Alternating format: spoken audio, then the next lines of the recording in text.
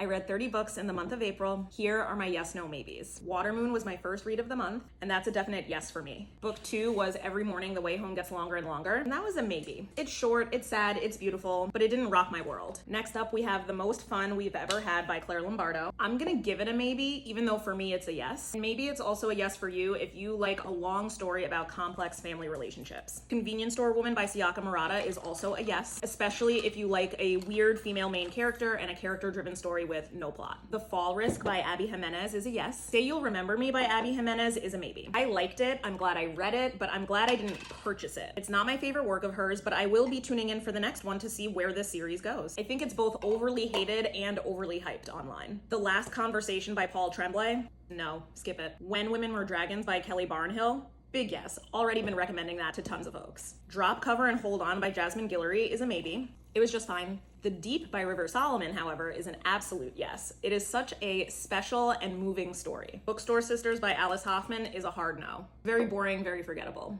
All 5 books in the My series by S.T. Abbey is a yes. Wuthering Heights? No.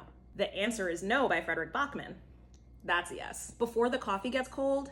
Yes. If you are into Japanese magical realism, definitely yes. Deep Cuts is a maybe, but Honey is a yes. I did a beta read of Maladaptive by Julie Gunn. I don't know what the final product will look like, but for me, what I read was a yes. Worst Wingman Ever by Abby Jimenez? No, I hardly even remember that book, even though I really thought I was gonna remember it. On the Clock by Claire Baglin is a maybe. It's another character-driven story where nothing really happens, and I mean nothing. The narrative is hilarious. It has a very dry, sarcastic sense of humor. The Sublet by Greer Hendricks? Yes. Great way to pass an hour. It feels like watching an episode of SVU.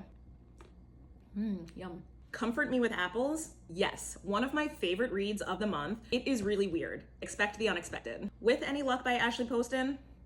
Maybe. It was cute. It was fine. Buy the Book by Jasmine Guillory? Yes. What's there not to love about a modern retelling of Beauty and the Beast? My Sister the Serial Killer is a maybe. Super entertaining read, quite a page turner, but at the end, I don't feel like anybody really got what they deserved. Finally, The Grown Up by Gillian Flynn is a yes. It's a little spooky scary, but it is extremely, extremely funny as well. Let me know if you also had a very good reading month in April, and I will see you tomorrow at 5 a.m. Bye.